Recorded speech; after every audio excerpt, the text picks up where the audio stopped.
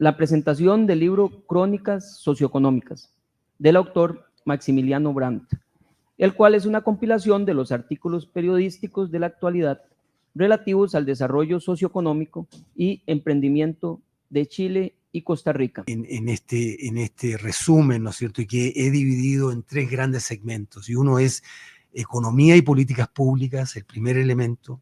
El segundo elemento es gestión y administración. Yo soy un administrador, eso es lo que estudié y me he dedicado a la gestión de proyectos, gestión institucional, gestión de organizaciones, etcétera, durante toda mi vida laboral. Y el tercero es vida. ¿Cuál es el efecto que tienen estos distintos elementos, como les comentaba, en la vida que tenemos como seres humanos y cómo gestionamos mejor los proyectos, cómo gestionamos mejor las organizaciones, cómo logramos un desarrollo, ¿no es cierto?, tanto en el mercado como en las instituciones públicas, a través de distintas teorías que compartí con los lectores de estas crónicas socioeconómicas de nuestra realidad y que tenían que ver con la planificación, la evaluación. Qué importante es, a nadie nos gusta evaluarnos, pero tenemos que hacerlo porque así mejoramos, así sabemos dónde estamos. Entonces, estos elementos, ¿cuáles son? ¿Cómo los podemos aplicar? Pero también técnicas tan importantes en los años 90 se empezaron a ocupar, como el Project Finance, donde podemos generar un consorcio de empresas que permiten digamos, entrarle a proyectos de alta inversión, que una sola empresa no podría. Inclusive algunos estados no tienen los recursos para poder entrar en una inversión, digamos, una carretera. Entonces, estos consorcios, ¿cómo se modifican? Ahí coloco 3 artículos que tratan sobre el Project Finance, y uno de ellos trata sobre el riesgo país, y cómo el riesgo país, ¿no es cierto?, que tiene que ver con la calidad de nuestras políticas públicas, que tiene que ver con los elementos de administración y gestión, bueno, puede perjudicar o ayudar a nuestros países. No es que los países no lo vayan a hacer, un proyecto u otro. La diferencia está en que los países quizás no van a tener que pagar más, y con eso van a tener que sacar más de sus presupuestos y les va a salir más caros a los individuos. Entonces, Project Finance vino con eso. También trato el tema de la reingeniería, que lo cubro en un primer libro del año 98, Reingeniería a escala humana, donde digo, bueno, todo bien con la reingeniería, pero ¿qué tal estamos a nivel de individuo? Y cómo a los individuos en nuestra reconversión laboral nos ayuda la reingeniería a escala humana. La Universidad Estatal a Distancia, por invitarnos a esta sesión, y también así para el Instituto de Investigación para la Paz. Bueno, y me acompañan grandes profesionales con los cuales ya hemos estado intercambiando algunas opiniones y nos podemos dar cuenta del análisis que han hecho del libro, que, entrando en materia, es un resumen de distintos artículos de opinión y ensayos que he escrito en alrededor de 30 años de experiencia laboral, y donde el trabajo ha sido cómo explico las diversas situaciones que nos afectan, ¿no es cierto?, de carácter económico, social, y que muchas veces no nos damos cuenta cómo ellas nos afectan. Les quiero decir algo personal. Esto yo lo escribí pensando en mis padres, que estaban en Chile, y yo me preguntaba a ellos, cuando leen alguna noticia, cuando leen algún elemento en las noticias sobre una política pública de carácter económico, algún emprendimiento, alguna empresa que se va a instalar en su ciudad, ¿qué es lo que ellos perciben? Y pensando en ello, fui invitado por el diario La Discusión para escribir estas crónicas, y pensando en ellos era que las hacía. Entonces, primero que nada, decir que hay todo un elemento personal en el cual también me ha acompañado mi familia, mi señora Roxana, mis hijos Maximiliano y Martín, quienes además estudiaron en la UNED. Entonces, digo, también hay un acercamiento personal con esta universidad. Y entrando en materia, el primer artículo que trato se titula Estado o Mercado.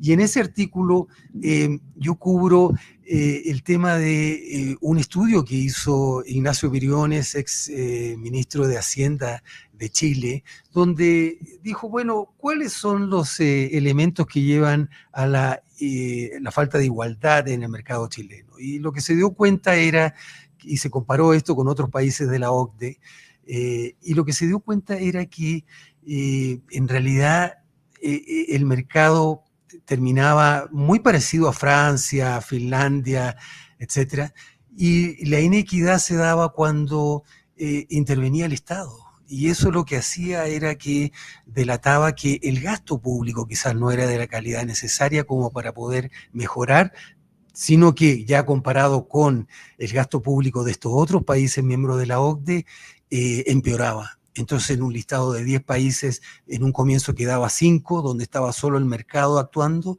y cuando entraba todo lo que era subsidio, todo lo que era impuestos, todo lo que era gasto público, terminaba en el número 10, es decir, en el último lugar. Entonces, ese elemento casi dicotómico, ¿no es cierto?, que nos obliga a pensar, bueno, se supone que el Estado está para mejorar las condiciones de todos y el acceso, etcétera. Bueno, ¿cómo esto nos está afectando? Entonces, y trayendo la experiencia que tengo con la Universidad Estatal a Distancia costarricense, solamente me queda decir unas gran gracias y un gran reconocimiento, porque esta es una universidad que se creó en el año 77, previo a la Internet. Es decir, hoy día todos que tenemos canales, ¿no es cierto?, en YouTube, en distintas plataformas, es mucho más fácil, pero hacerlo esto previo a la Internet, en esa visión, cómo se hizo. Y digo, ¿por qué lo traigo a colación justamente en relación con este primer artículo? Y es porque flexibiliza el gasto público.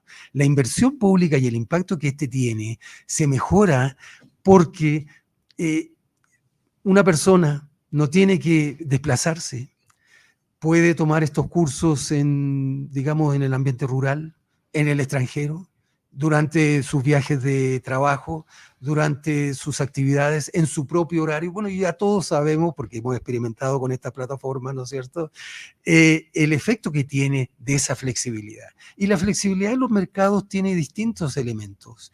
Entonces, trayendo esta flexibilidad, los elementos que nos llevan a decir, bueno, la UNED, con un gasto quizás menor que otras instituciones comparativas, trae un impacto tremendo, que también entiendo ha sido utilizado para llevar la experiencia de esta universidad a distancia a otros países que a través de la cooperación internacional, ¿no es cierto?, les ha solicitado su cooperación. Entonces, ¿qué tal? ¿Cómo analizamos esto del gasto público y cómo los elementos que el señor vicerrector nos compartía sobre esa cita que menciona en el libro y cómo la universidad se va adaptando a los tiempos, cómo acompaña a la sociedad toda? Otro elemento y otro artículo que trato en este resumen, ¿no es cierto?, y que he dividido en 3 grandes segmentos, y uno es economía y políticas públicas, el primer elemento. El segundo elemento es gestión y administración. Yo soy un administrador, eso es lo que estudié y me he dedicado a la gestión de proyectos, gestión institucional, gestión de organizaciones, etcétera, durante toda mi vida laboral. Y el tercero es vida. ¿Cuál es el efecto que tienen estos distintos elementos, como les comentaba, en la vida que tenemos como seres humanos? Y ahí hablamos de, bueno, ¿cuál es la mejor carrera para nuestros hijos? ¿Cómo ellos aseguran un empleo en el futuro? Y ahí traigo de nuevo el elemento que nos trae la Universidad Estatal a Distancia, que como les decía, brinda este servicio, esta flexibilidad que quizás otras instituciones no la tienen, y por eso que es tan loable el hecho de que así ocurra. Pero hablando de flexibilidad, y cómo esto trata el segundo artículo que trato en mi libro, que trata de desarrollo de mercados, y cómo los mercados muchas veces se confunde un mal mercado con reemplazar ese mercado, y la diferencia es que hay que profundizar ese mercado, hay que mejorarlo. Entonces hablábamos en forma previa de las experiencias que tuvimos en el tema de las microfinanzas. Las microfinanzas fueron muy importantes, el tema de flexibilizar el acceso. Entonces ahí yo trato un tema que junto con organizaciones como ALIDE, ya hace 15, 20 años tratamos en Guatemala, en todo Centroamérica, y que era cómo podíamos mejorar el mercado de la microfinanza, de las entidades formales que atienden el mercado microfinanciero, a través de poder atender a una población que había sido excluida hasta ese minuto, y que era la población rural. Y esta población rural no era que simplemente no se endeudaba, no. Cuando una familia tiene, ¿no es cierto?, una necesidad de poder de pedir un crédito, ¿qué es lo que hace? Lo hace en las formas y en las instituciones que más, que están cerca de ella y que le proveen de este servicio. Y a través del desarrollo de mercados y el introducir un elemento de un seguro a primeras pérdidas, un pequeño seguro a primeras pérdidas, que lo que hacía era habilitar a familias que no tenían ese acceso, podían, y tener el acceso a entidades formales con códigos de excelencia, con estándares globales que mejoran, ¿no es cierto?, no solamente el acceso, sino que el trato que esa familia y esos individuos reciben de parte de una entidad financiera. Bueno, también lo vemos en el tema de la flexibilidad y esto del desarrollo, ¿no es cierto?, y del impacto. Bueno, en Costa Rica, a través de los servicios de la Universidad Estatal a Distancia, las personas privadas de libertad pueden tener acceso a una educación universitaria. Y qué mejor ejemplo que la reinserción laboral de aquellos privados de libertad con el objeto de poder cambiar su vida una vez que cumplan, ¿no es cierto?, su condena, que tener un título universitario. Hace una semana atrás yo veía por este mismo canal la graduación de un grupo de graduados que además exponían en esta misma mesa cuáles eran sus planes, cómo había cambiado su vida a través de esto. Entonces digo, la flexibilidad, el desarrollar los mercados más allá de lo que nosotros pensamos, de lo que simplemente es un mercado. Pero avanzando en estos artículos, también quisiera hablarles sobre el tema del modelo de integración comercial costarricense, ¿no es cierto?, que toma elementos del modelo chileno, que, como explico también en el libro, en esta revolución económica que se produjo a partir de los años 70, y fue paradójico porque un país difícilmente baja sus aranceles como estrategia de, ¿no es cierto?, integración propia. Eso no se había visto nunca, que un país decida bajarle los aranceles a las industrias de otros países y con ello transformar su propia industria. Bueno, eso fue el caso de Chile, a través de un libro, El Ladrillo, que en realidad se le llamaba así porque era muy grande, porque se había impreso en papel extensil, en una cara, entonces era un tremendo mamotreto. Pero ese libro describió los cambios que llevaron a la economía chilena a ser muy exitosa. Y esos cambios hicieron, para darle solamente algunos números, a través de la creación de los fondos de pensión de capitalización personal, la tasa de ahorro interno que un país tiene y que dice mucho respecto del desarrollo interno que ese país puede tener y dónde quedan los réditos de esa inversión. ¿Se van al extranjero en pago, ¿no es cierto?, en servicio a esa deuda, o quedan en el país? Bueno, a través de estos fondos de inversión de capitalización personal para las pensiones, Chile subió de un 5% de tasa interna de ahorro interno a un 30%. Eso posibilitó generar un ecosistema que permitía el financiamiento, pero además los réditos de ese financiamiento que se hizo a empresas, a emprendimientos, a la labor pública también. ¿Qué es lo que hizo? Permitió que los réditos quedaran en casa, con lo cual esos réditos se veían reflejados en las cuentas de capitalización personal. Ese modelo de capitalización personal ha sido replicado en más de 30 países, inclusive Costa Rica, donde además de tener el sistema de reparto, se tiene un elemento de capitalización personal que ayuda, ¿no es cierto?, a profundizar el mercado financiero, a bajar las tasas de interés que se manejan en dicho mercado para las hipotecas, porque hay que entender, las hipotecas son de largo plazo, ¿no es cierto? Y por eso tienen que tener un financiamiento de largo plazo, como son también las pensiones de las personas que ahorran toda su vida para tener una pensión en su edad de retiro. Entonces, digo, ¿cómo Costa Rica, tomando esos elementos, también desarrolló un modelo de integración? Y yo diría, lo potenció el modelo de integración, porque Costa Rica fue un paradigma, nos saltó como el resto de los países. Yo me desempeñaba en esos años en Washington, D.C., en el Banco Interamericano de Desarrollo, como lo comento en el libro,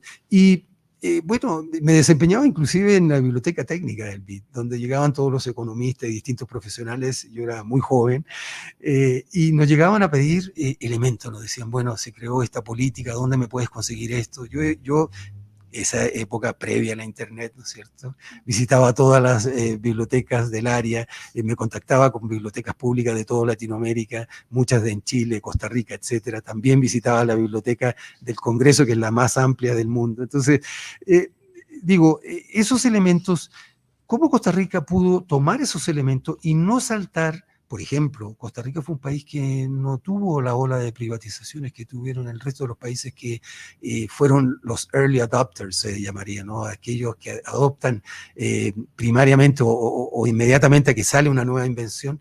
No, no lo hizo, se tomó su tiempo, quizás también no existían las urgencias. Eso, cuando uno tiene buen desarrollo, un desarrollo equitativo en el país, no existen las urgencias para adoptar medidas que en otros países son necesarias porque, bueno, dada la situación que se vivía, y esa era la situación, por ejemplo, de Chile, cuando el modelo se desarrolla.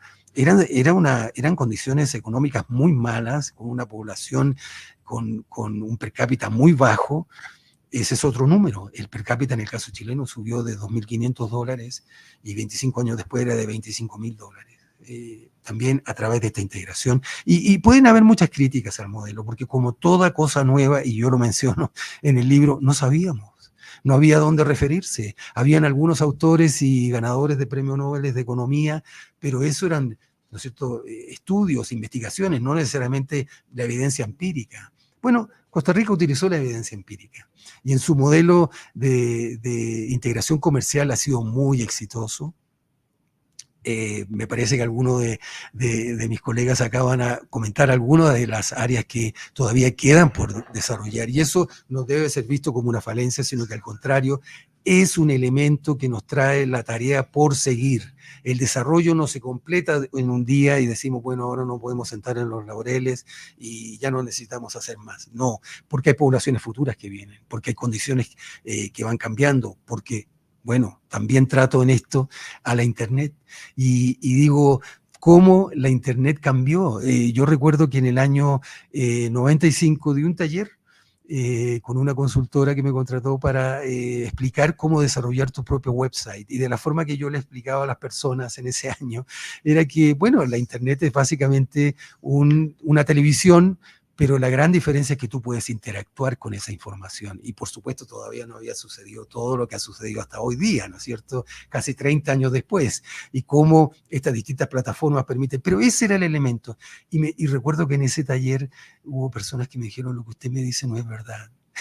Entonces, me llamó mucho la atención porque digo, bueno, ¿qué estarán pensando ahora respecto de la Internet? Pero volviendo al modelo de integración comercial de Costa Rica, ¿cómo esos elementos han sido profundizados y cómo el gasto público hoy día se justifica aún más que antes? Porque al tener una integración comercial, tú ya no solamente estás atendiendo en tu mercado local, que es muy importante, pero a la vez estás trayendo ingresos, estás capturando rentas desde el extranjero. ¿A través de qué? De tener un ecosistema más educado, al tener mayores oportunidades, al tener una tasa, ¿no es cierto?, interna para los emprendimientos y las empresas más bajas, al tener un mercado financiero más desarrollado, al tener una integración comercial. Pero no solamente la integración comercial sirve para el comercio, sirve para las ideas, sirve para las instituciones, sirve para instituciones como esta universidad para que se ponga ad hoc, ¿no es cierto?, con lo que está pasando en el mundo.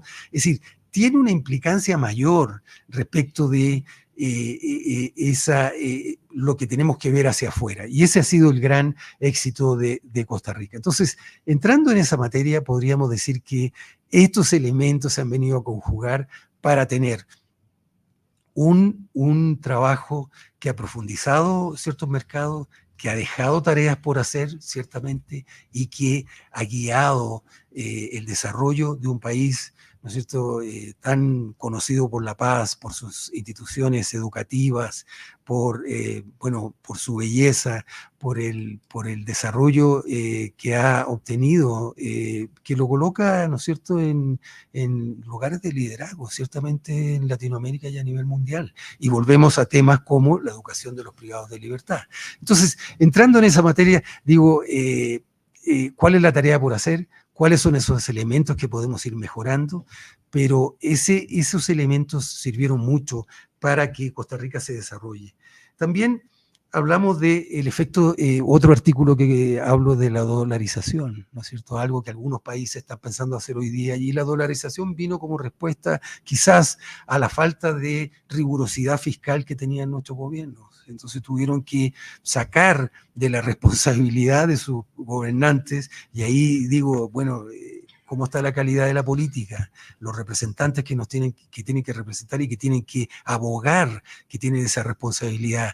Entonces la dolarización vino como un elemento para resolver problemas de carácter fiscal, porque lamentablemente en el país no nos ponemos de acuerdo y entonces se reemplaza la moneda local con el dólar.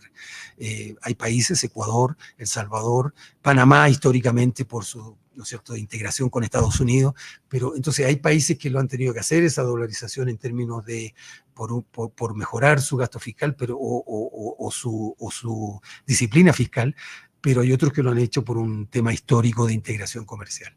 También trato el tema del desarrollo sostenible y cómo el desarrollo sostenible ayuda a todos los países a vivir en paz, ayuda a que nuestra población se pueda desarrollar en forma equitativa, pero también ayuda a... Cuando nos negamos al desarrollo sostenible, lo que hacemos es que nuestros productos y servicios no van a estar evaluados por esos mercados y por ende no se van a poder vender en esos mercados. Y eso, como decíamos anteriormente, trae un gran deservicio a lo que es las economías de nuestros países. Pero también, digo, hablo en general de las políticas públicas y cómo estas políticas públicas nos ayudan o nos perjudican dependiendo del país.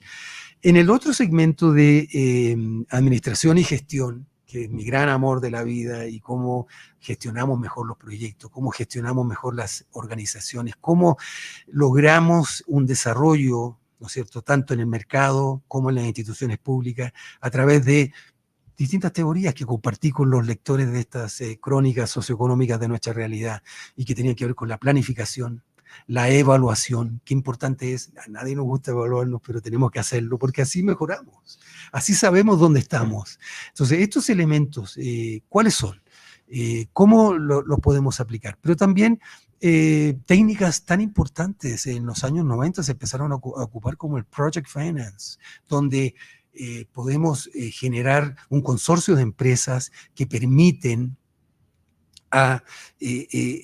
digamos, entrarle a proyectos de alta inversión, que una sola empresa no podría, inclusive algunos estados no tienen los recursos para poder entrar en una inversión, digamos, una carretera. Entonces, estos consorcios, ¿cómo se modifican? Ahí coloco 3 artículos que tratan sobre el Project Finance, y uno de ellos trata sobre el riesgo país, y cómo el riesgo país, ¿no es cierto?, que tiene que ver con la calidad de nuestras políticas públicas, que tiene que ver con los elementos de administración y gestión, bueno, puede perjudicar o ayudar a nuestros países. No es que los países no lo vayan a hacer, un proyecto u otro. La diferencia está en que los países quizás no van a tener que pagar más, y con eso van a tener que sacar más de sus presupuestos y les va a salir más caros a los individuos. Entonces, Project Finance vino con eso. También trato el tema de la reingeniería, que lo cubro en un primer libro del año 98, Reingeniería a escala humana, donde digo, bueno, todo bien con la reingeniería, pero ¿qué tal estamos a nivel de individuo? Y cómo a los individuos en nuestra reconversión laboral nos ayuda la reingeniería a escala humana. Y fue mi primer libro publicado aquí en Costa Rica también. Y que tuvo efectos de eso. Por ejemplo, entidades que promueven, del Estado, que promueven el empleo. Bueno, cómo la reingeniería a escala humana nos puede ayudar para poder dar oportunidades de emprendimiento o de autoempleo, como le llamábamos en esos años antes que se creara el término emprendimiento. También hablo de la responsabilidad social empresarial y cómo la responsabilidad social empresarial nos ayudó, uno, a tener la capacidad de poder identificar poblaciones y sectores de nuestra economía o de nuestro actuar como empresas que pueden estar perjudicando o que pueden estar, ¿no es cierto?, ayudando a esas poblaciones. Y estos son los famosos públicos de interés. Y los públicos de interés tienen mucho que ver con la calidad de la inversión. Es decir, un público de interés por sí mismo no es bueno ni malo. Puede ser como la OPEP, que es un cartel, ¿no es cierto?, que busca que el resto de los países paguemos más por nuestra factura petrolera o por, ¿no es cierto?, lo que pagamos por importar petróleo. Entonces es un cartel, se comporta como tal. Ellos tratan de capturar recursos de parte nuestro con mayores precios. O puede ser, ¿no es cierto?, una entidad que ayude a la integración. Entonces, el público de interés en sí, el término, solamente describe que nos ayuda a poder entender mejor a una población. Y al entender mejor una población, esa población puede recibir mejores servicios, mejores productos, mejor atención de parte del Estado, pero a la vez, si la entendemos mejor, podemos entrar en lo que les decía yo respecto del desarrollo de mercado en ambientes urbanos, o cómo poder proveer de oportunidades de educación universitaria a privados de libertad. Si los entendemos mejor y son públicos de interés, pero a la vez podemos pasar a un tercer nivel, que es el de coinversionista, cómo esa misma población se pasa a ser un coinversionista en el desarrollo. Entonces, diría que esos elementos que nos trajo la responsabilidad social empresarial y que menciono en el libro, ¿no es cierto?, como empresas que antes quizás no teníamos una muy buena visión, dieron un cambio total. Y digo, bueno, ¿cuál es la responsabilidad social empresarial de YouTube? ¿Cuántas oportunidades has abierto? ¿Cómo es un elemento que facilita esta universidad, pero otras plataformas? ¿Cómo ha ayudado, ¿no es cierto?, a las personas, a las industrias creativas, ¿no es cierto?, a la economía naranja? Es decir, cómo el entender mejor el público y los distintos públicos que están presentes en nuestro mercado, el empleo femenino, ¿no es cierto?, la participación de adultos mayores en la industria, etcétera, etcétera. Entonces, ¿cómo podemos atender mejor? Esa noción apareció a partir de los esfuerzos por la responsabilidad social empresarial, que debe ser aclarado que no es solamente un tema de la empresa, sino que hubo todo un grupo de trabajo que durante los 90 se trabajó para poder sacar, y sacaron la norma ISO 26000, que es la norma representativa, ¿no es cierto?, ISO de la responsabilidad social empresarial. Entonces podríamos decir, ¿cuáles son esos elementos que nos trajo distintas características de la administración moderna? Pero también trato el tema de la incubación. Hace 20 años yo manejaba un centro de incubación virtual con todas las limitaciones que teníamos en esa época. ¿Y a cuántas empresas ayudamos? ¿A cuántos emprendedores? ¿A cuántas personas que tenían un sueño de su emprendimiento personal, su autoempleo? Y a través de hacerlo en línea, bueno, facilitaba mucho más eso, aunque teníamos ciertas restricciones por la conectividad. Pero esa conectividad se veía, ¿no es cierto?, agrandada por el hecho de que podíamos llegar fuera del país, podíamos llegar a otras latitudes, podíamos llegar a distintos segmentos de la población. Entonces, la incubación como elemento de gestión, ¿cuál importancia? Y yo lo comparo simplemente con el hecho de que la incubación microempresarial, bueno, es como un bebé que todavía no ha alcanzado la madurez en el momento de nacer y necesita de una incubadora. Bueno, es algo parecido y lo podemos comparar con eso. También hablo del control interno. Y qué importante es el control interno, cómo nos lleva a esa evaluación, a entender bien cuáles son esos elementos que debemos mejorar en nuestra atención como empresa o en servicios públicos que estamos generando como gobiernos o inclusive para una ONG que me tengo que evaluar. Puede que mis objetivos sean muy loables, pero ¿soy inclusiva o soy extractiva? Porque en esto de reconocer los públicos de interés también hay instituciones que pueden ser muy buenas en su moto, ¿no es cierto?, en su logo, pero que no necesariamente se comportan así con todos esos públicos de interés. Entonces, la importancia de este control interno y que todas las instituciones, todas las organizaciones, bueno, y los seres humanos debemos tener un control interno, y yo coloco ahí distintos casos de falta de control interno a nivel estatal que perjudicaron mucho a ciertas poblaciones. También hablo de la APEC, la Asociación Pacífico Económica, que ha ayudado tanto, ¿no es cierto?, a integrar distintos mercados, distintos países se han integrado, y yo ahí lo hablaba dentro del contexto de el encadenamiento productivo y como una empresa mayor que puede estar presente en un mercado externo como es el mercado asiático y del Pacífico, puede ayudar contratando servicios de otra empresa más pequeña en su entorno y con eso producir un encadenamiento productivo que nos lleva a ayudar a todas las empresas, inclusive a la microempresa y el emprendimiento. Finalmente, hablo del consumo, ¿no es cierto?, que está manejado por la Internet. Y esto lo escribí yo hace ya 10 años, pero se ha incrementado muchísimo. Entonces decimos, ¿cómo la Internet transformó nuestras vidas? ¿Cómo desde ese pequeño taller que dimos y que bueno, las personas decían, esto no puede ser que yo pueda conversar a través de un canal parecido a la televisora. Pero bueno, así sucedió. Finalmente, en el último segmento, trato sobre la vida. Yo he sido afortunado de tener una gran familia, dos increíbles hijos, una esposa que ha estado de mi lado y que ha disfrutado de todos mis sueños y de todas mis actividades, a los cuales siempre mi padre hacía esto conmigo. Mi padre era fabricante de suéteres y chalecos en Chile. Entonces él siempre me integraba, me gustaba mucho eso, me llevaba a sus viajes de negocios, me hablaba. Entonces digo, yo crecí en una empresa, en una familia empresarial, bueno, mi familia también. Entonces digo, la vida y los hijos, ¿cuáles son los elementos que nos llevan a que ellos puedan estudiar una carrera universitaria o no, o técnica, que les permita tener un empleo? ¿Cuáles son esos empleos que vienen hacia el futuro? ¿Qué nos dicen los elementos que estamos viendo de la realidad, de los periódicos, de los canales, de las distintas plataformas que nos informan y que nos pueden ir dando esa idea? ¿Dónde vamos a llegar? ¿Dónde vamos a estar? Porque tenemos que entender que la educación es una inversión a plazo, y a un plazo de 15, 20 años. Y cuando ya la hiciste o no la hiciste, quizás vas a tener que volver un paso atrás, vas a tener que invertir más tiempo en algunos elementos. Entonces, también hablo de eso y cómo la vida se nos viene graficando en estos elementos.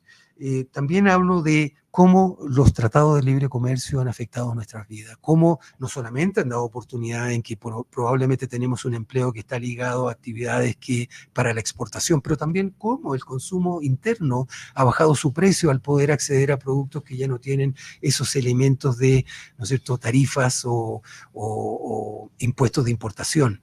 Y volvemos al tema original que hablábamos, ¿no?, de cómo un país decide, para poder transformar su propia industria, bajar, ¿no es cierto?, los aranceles, con todo el caos que ello trajo, ¿no? Porque fue duro. Y yo, en el caso de mi padre, lo pudimos experimentar también. Entonces, cómo la vida y la familia y todos estos elementos se conjugan dentro de este análisis económico que, como les digo, comenzó por un esfuerzo por explicarle a mis padres qué era lo que estaba pasando, y que ellos leían en su periódico. Muchas veces me hacían comentarios, me traían comentarios de sus amistades que también los leían, y que nos dicen, bueno, ¿cuáles son esos elementos que están presentes en el ecosistema? ¿Cuáles son esos elementos que nosotros necesitamos para poder desarrollarnos como seres humanos? Porque al fin y al cabo la economía, el desarrollo socioeconómico no es más que eso. ¿Cómo podemos lograr niveles de felicidad, niveles, ¿no es cierto?, de consumo, ciertamente, pero niveles, ¿no es cierto?, de desarrollo personal en todas nuestras actividades que hacemos? Así que nuevamente muchas gracias. Muchísimas gracias, don Maximiliano, por esa explicación, ¿verdad?, sobre los elementos del libro, la estructura que tiene y de dónde vienen, ¿verdad? Primero, un gran saludo a los compañeros y compañeras que nos acompañan en esta mesa. Agradecerle muchísimo a don Max Brown la oportunidad de poder leer este documento, digamos que nos trae muchas expectativas y puntos de interés.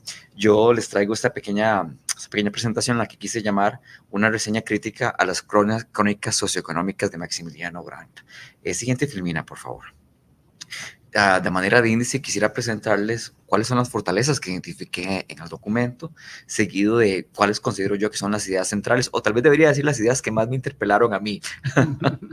En un tercer momento, quiero presentarles si es posible derivar una agenda de política pública a través de la compilación de estos elementos derivado del libro, y quisiera terminar con una serie de áreas de oportunidad.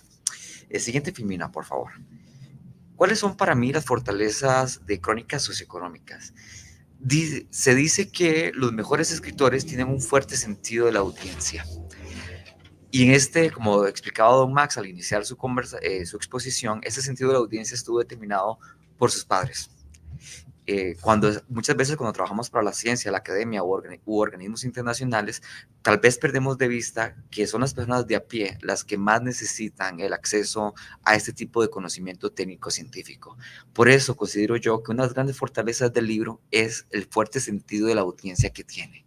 Realmente es una lectura fluida, en un lenguaje llano y además que explica de una manera muy sencilla conceptos muy complejos como la economía verde, como por ejemplo el modelo de desarrollo, el modelo de integración económica y otra serie de conceptos. En un segundo momento, esto es, como el título lo dice, es una crónica. La crónica tiene múltiples acepciones.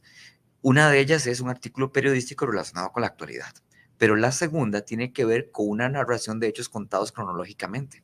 El libro cumple con las dos características de la crónica. Es una narración histórica a lo largo de 30 años, 40 años de más. Imagínate, son 3 o 4 décadas de estar tratando de retratar los problemas socioeconómicos más actuales y contemporáneos de dos países. Y ese es otro de los grandes fortalezas del libro, el análisis binacional comparativo.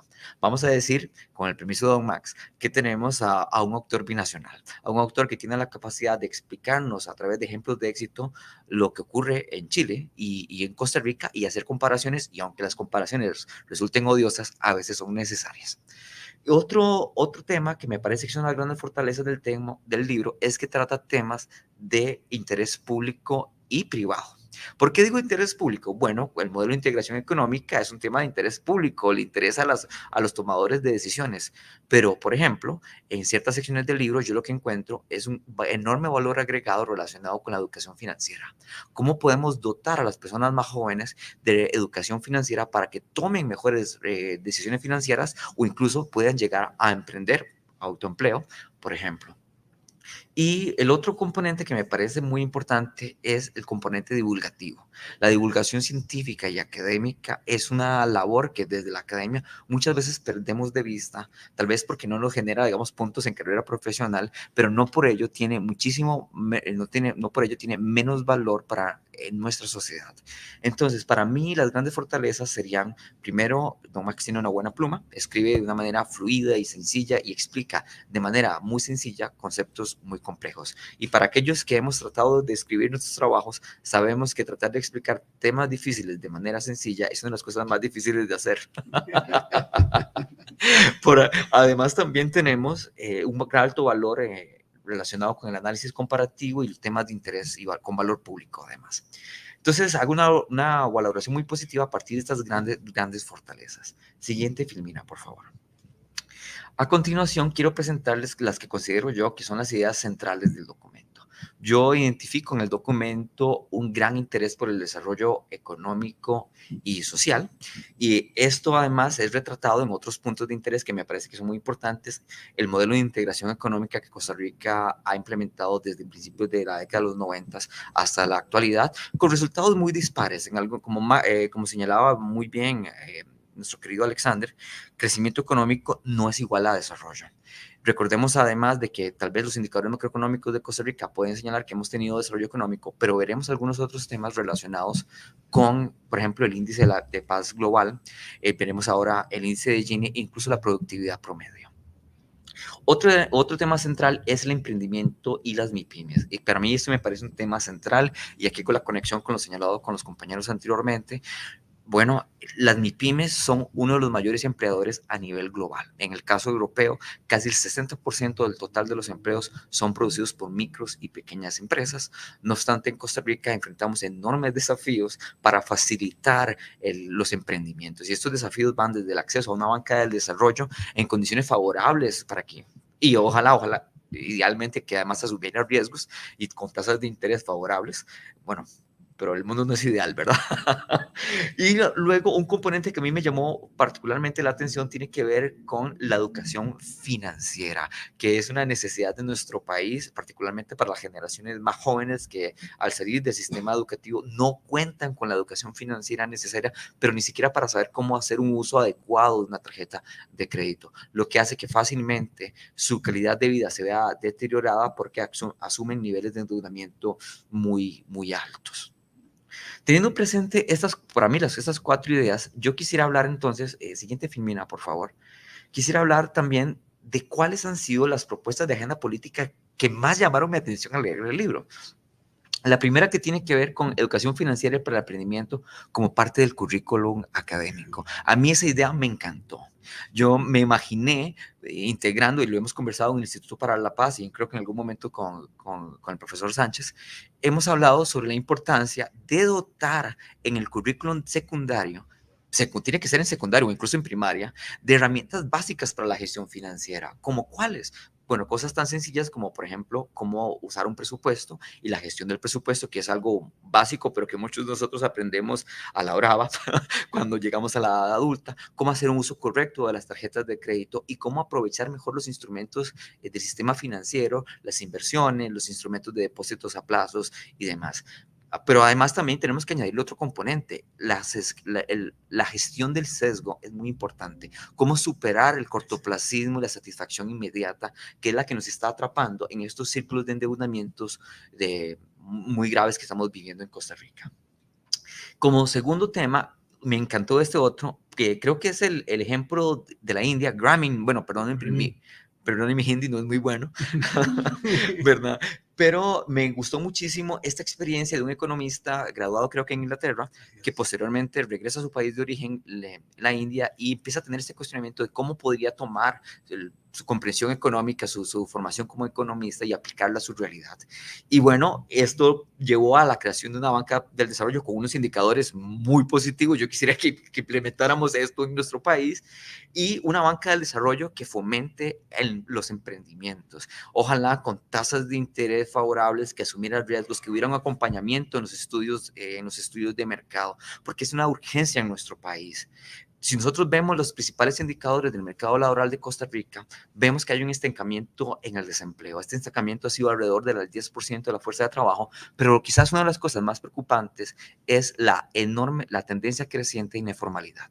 Y la informalidad tiende a afectar mucho al sistema de seguridad social costarricense, que es altamente dependiente del mercado laboral formal. La informalidad es un cuestionamiento a uno de los pilares de la sostenibilidad de Costa Rica. Pero además también, durante este periodo histórico, si no los traje, pero vamos a ver que durante casi las últimas 3-4 décadas, el desempleo en Costa Rica se ha mantenido alrededor del 10%, más o menos. Bueno, ¿cómo podemos hacer para tener mejores indicadores de inserción laboral, incluso en condiciones de alta formalización? La banca para el desarrollo me parece una excelente oportunidad para los tomadores de decisiones en Costa Rica. Me gustaría, si nos da el tiempo y el moderador nos lo permite, que don Max pudiera referirse un poco más a las experiencias sobre banca del desarrollo que él ha estudiado. Un tercer punto, yo no lo conocía y realmente disfruté mucho aprendiendo un poquito más de esto, tiene que ver con el Employee Stock Ownership Plan o los ESOPs. En español serían las propiedades de acciones para empleados, que esencialmente es una estrategia que se implementaba a principios del siglo XX, donde se le permitía a los trabajadores, que son finalmente los que aportan el mayor valor agregado para el crecimiento de una compañía, adquirir acciones de esta compañía. Y a mí me gustó mucho esto porque es como una manera de devolverle a las personas trabajadoras parte del valor agregado que han aportado al crecimiento económico de la compañía o de la corporación.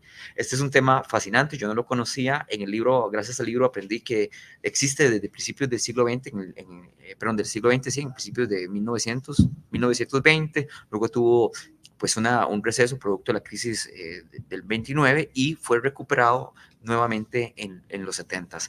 A mí me parece que involucrar a las personas trabajadoras en el sistema accionario de las compañías fortalece el compromiso y la cohesión social de las personas trabajadoras, pero también es una manera de distribuir la riqueza. Me parece un mecanismo distributivo de la riqueza fabuloso y que está de la mano con la educación financiera, porque no vas a poder saber hacer un uso eficiente o el mejor uso de las acciones si no contás con educación financiera. Y a mí me parece que hay un gran enlace ahí. Y quisiera cerrar con otro ejemplo que me gustó muchísimo, que trata con la economía verde y alto valor agregado. Gracias a la intervención de Edward sobre el café, recordé uno de los ejemplos que menciona don Max en el libro, que tiene que ver cómo Costa Rica produce aproximadamente digamos, 30 toneladas de café por hectárea con técnicas ecoamigables, superando a grandes productores como Brasil y Colombia, que tenían una producción muchísimo menor, de 16 a 18 toneladas. Pero aquí es donde está el detalle, como dijo Cantinflas. Aquí es donde está el detalle. no hay plata en la venta de materias primas. La plata está en el valor agregado. ¿Y cuál es el valor agregado? El sello de calidad, el sello de una producción libre de agrotóxicos, amigable con el ambiente y sostenible. Y eso permitió que estos que estos productores de café pudieran cotizar sus sacos de café a precios muchísimo más altos al mercado internacional que sosteniendo aquella práctica productiva depredadora de la naturaleza. Y ese ejemplo a mí me gustó y tiene que ver con el desarrollo de una economía verde que tiene un altísimo valor agregado y que además es consecuente con la política de protección de la naturaleza que nos ha distinguido a nivel internacional. Entonces, del libro yo derivé 4 grandes propuestas de agenda de política pública que me parece muy afortunadas, muy acertadas y muy actuales. Le damos entonces la palabra a don Alexander Sánchez Sánchez, quien es licenciado en Economía y máster también en Economía del Desarrollo con énfasis en Economía Empresarial y Competitividad. Actualmente labora como director de Investigaciones Económicas y de Mercados del Ministerio de Industria y Comercio. Adelante, don Alexander. Tema de desarrollo de forma amplia. Y yo que Max lo toca a lo largo de todo el libro en diferentes puntos. Sin embargo, me emocionó especialmente aquellos aristas relacionadas con el tema de mercado, con el tema de participación del Estado, con el tema empresarial, ¿verdad? Entonces, él hizo una amalgama muy interesante, donde iba incrustando elementos en diferentes momentos del libro, pero luego, en otros más adelante, yo decía, qué interesante, porque la relación, estamos volviendo a tocar o recalcando temas que se vieron en páginas anteriores. Me encanta, digamos, la idea de la visión que plantea Maximiliano en cuanto a la apreciación del Estado y del mercado. Es una realidad que tenemos nosotros y que hay que tenerla clara, es de que el Estado está para facilitar condiciones. Para generar esa plataforma para que el mercado funcione de una buena forma.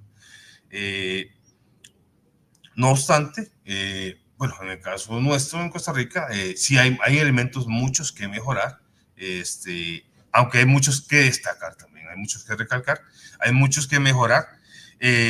Me gustó mucho también el tema donde él desarrolla el tema, valga la redundancia, del desarrollo de mercados, pero también no solamente se acota a desarrollo de mercados, sino que hace un énfasis en algún momento en el tema de cadenas de valor, ¿verdad? Porque es la cadena de valor la que hay que analizar cuando queremos ver un mercado. Un mercado no funciona solo, funciona en todo un entorno, ¿verdad? Entonces, él de forma muy, creo que muy sabia, digamos, hace ver esa importancia de recalcar el análisis en la cadena de valor, porque es ahí donde podemos empezar por medio de proyectos a atacar los elementos o las situaciones problemáticas que encontremos a lo largo de los diferentes mercados. Por supuesto que está relacionado al tema de desarrollo empresarial, Estado y mercado con el tema de equidad, que Max, bueno, hizo una explicación muy interesante, digamos, de la experiencia en Chile. Y pues bueno, en el caso de nosotros en Costa Rica, nuestro modelo de desarrollo ha ido generando un crecimiento económico muy positivo. De hecho, en este momento, recalco, es un artículo que escribí, donde hago ver que el crecimiento económico no necesariamente es desarrollo. Desde mi punto de vista, hemos creado, Costa Rica ha logrado, ha sido muy exitoso en nuestro modelo de desarrollo, y en alguna medida gracias al modelo de integración comercial, un poco a lo que Max hablaba en el libro. No obstante, y recalcando igual los temas del libro, ese modelo de desarrollo en alguna medida ha carecido de una visión integral, porque hoy tenemos dos realidades en el país. Una realidad es lo que tenemos aquí en la GAM, ¿verdad? Donde podríamos pensar que, digamos, hemos llegado a tener un nivel de calidad de vida de la población, para un tema de desarrollo, calidad de vida de la población y dinámica económica, muy distante a lo que tenemos en la periferia. Pero ahí es uno de los retos que decía Max en su explicación, uno de los retos que tenemos como país. ¿Cómo podemos hacer para que esa inclusión del modelo, de la parte económica y productiva, permee en todo el país? A las personas a la lectura de las crónicas que nos narra Don Max, retomando autores clásicos, es cierto, de la economía con un diálogo con los nuevos saberes. Eso es muy importante y me gustó mucho en el texto. ¿Para qué? Para resolver problemas añejos también, ¿verdad? Y generar toma de decisiones. Y nos invita a leer el libro con diferentes interacciones. Como si fuera, ¿verdad?, comer una manzana confitada. Claro. Tengo algunos puntos de desencuentro con el autor, ¿verdad? El modelo de Estado reducido no lo veo. El enfoque de tamaño del Estado no es el tamaño, es la eficiencia del Estado. No es un tema de tamaño, es de eficiencia del Estado. Exacto. No es la reducción, sino la eficiencia del Estado y para quién, ¿verdad? Porque... No, yo tal vez quiero aportar, no hay problema, Edward. No, adelante. Más bien, si gustan, aportan un poquito y don Maximiliano nos haga un cierre, ¿verdad? De todo lo que se ha dicho aquí, y creo que es importante esa interacción, ese cierre. Yo quiero aportar un par de elementos relacionados con la disertación de la profesora Carranza. El primero tiene que ver con los regímenes de capitalización individual. Cuando uno lee el libro de Don Max, uno encuentra en él un balance positivo en relación con los regímenes de capitalización individual, porque tiene componentes positivos. Sí. Pero aquí viene, digamos, la vuelta a la tica. El sistema de capitalización individual llega a Costa Rica como un insumo más, como un pilar más que fortalece a los regímenes de pensiones. ¿Por qué? Porque Costa Rica no abandona el sistema de capitalización colectiva, pero suma un pilar además. ¿Y esto por qué es tan importante? Porque nos permite implementar una de las mejores estrategias, que es la diversificación del riesgo. Cuando vos tenés múltiples pilares, lo que estás haciendo es haciendo una mejor gestión del riesgo. Entonces, cuando yo leí el régimen de capitalización individual del régimen de pensiones, yo dije, oh, qué interesante la experiencia chilena, distinta en ese sentido a la costarricense. Pero la distinción más central, más importante para mí es nuevamente el giro a la tica. El giro a la tica es, no vamos a abandonar un sistema que está funcionando, que nos permite de manera solidaria mantener, por ejemplo, a la clase media costarricense, pero vamos a fortalecerlo creando otro pilar de gestión del riesgo. Y eso para mí fue un componente bastante saludable dentro del sistema de cobertura por sistemas de pensiones y jubilaciones. Ese punto me parece muy importante. Por otro lado, quizás es mi último comentario, a mí me parece que en el libro hay tanto experiencias de éxito chilenas, digamos, muy exitosas, digamos, lo vimos en la productividad promedio, digamos, los chilenos son más exitosos que nosotros trabajando menos, nosotros no tanto. Sin embargo, en otras áreas, de los ejemplos a los que don Max hablaba, nosotros hemos sido tremendamente exitosos. Y creo que uno de los componentes de nuestro éxito pasa por lo que señala la profesora Carranza, pasa por un Estado social de derecho que ha permitido mejorar uno de los mejores recursos de Costa Rica, que es su capital humano. El libro cronológicamente está al revés. Es decir, las primeras crónicas fueron las últimas. Y quizás, y de hecho la última crónica que trata sobre los ESOPs fue el primer artículo que escribí cuando cursaba la maestría en Central Michigan University. Entonces, digo, primero que nada decir eso, pero... y parecía el más moderno. Y parecía el más moderno. Entonces, sí. Claro, entonces te llega a pensar, ¿no? Las primeras fueron las últimas. Y por otro lado, ciertamente, una crónica no deja lugar a muchas otras interpretaciones y puntos de vista. De hecho, yo creo que esta conversación nos debería llevar a la nueva edición de este libro, a la tercera edición del libro, ciertamente, porque podría contraponer. Ahora, yo creo que estamos hablando de lo mismo, sí, usted y yo, porque y como lo señalaba Alex, lo que estamos diciendo es un Estado más musculoso, un Estado más robusto. Y de hecho, yo lo señalaba cuando hablaba, bueno, yo creo que si hay un momento para la institucionalidad estatal, gubernamental, estatal es mejor descrito, para tener educación para todos, es en este minuto de apertura comercial. No es solamente cuando no tenemos apertura comercial donde, bueno, estamos creando obviamente capacidad, ¿no es cierto?, y análisis crítico, como nos dice Andrei, pero solamente para las instituciones en el país y solamente para esas instituciones estatales, no. Yo creo que hay un valor en crear esa capacidad para el Estado, pero también para la empresa privada, porque lo que hacemos es apalancarnos sobre recursos que de otra forma no llegarían. Mi total argumento quizás no va tan profundo como el análisis que se hizo, sino que dice, bueno, si el turista viene a Costa Rica por su cuidado del medio ambiente, bueno, cuidemos el medio ambiente. Si el turista consume o las personas consumen en otras latitudes, ¿no es cierto?, los aparatos dentales que se producen acá y que se exportan, bueno, eso trae recursos desde otro lado que no los tendríamos. Entonces, creo que ese es un elemento. Pero ciertamente creo que esa aclaración, porque ¿para quién? ¿Para quién queremos instituciones? ¿Queremos instituciones del Estado para el Estado? No, lo queremos para toda la población. Y ciertamente me alegro mucho que la Universidad Nacional se esté enfocando en también esas necesidades que tienen las empresas privadas que traen empleo de calidad global, y eso nadie lo puede negar. Son buenos empleos, son empleos que ojalá se pudieran generalizar a través de el encadenamiento productivo, ¿no es cierto?, y con empresas de menor cuantía, pero vemos lo que nos decía Alex. Costa Rica tuvo en un momento, en los años 60, y ese ejemplo que nos diste de la empresa Atlas, tuvo esa quizás política más liberal, ¿no es cierto? Hubo elementos que permitieron que pudiera competir, y quizás hubo mercados que apreciaron esa competencia. ¿Qué pasó?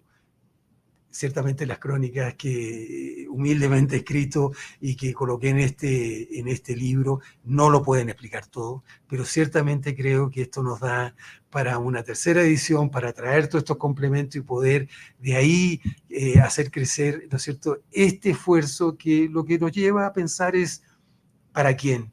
Y ciertamente ¿para quién? Es para todos. Para todos los que habitamos acá, pero además los futuros que van a venir, porque ahí es donde hablamos la economía verde, ¿no? ¿Cómo utilizamos estos recursos naturales, pero nos aseguramos que estos recursos estén para las generaciones posteriores? Y ciertamente a veces se nos pierde esa visión. Así que, primero que nada, como les digo, un gran agradecimiento, ha sido muy enriquecedor. Ya quiero poder ver el podcast en un futuro con mi tranquilidad para poder tomar todos estos elementos. Así que un gran agradecimiento a todos. Muchísimas gracias a todos. De esta manera nos despedimos.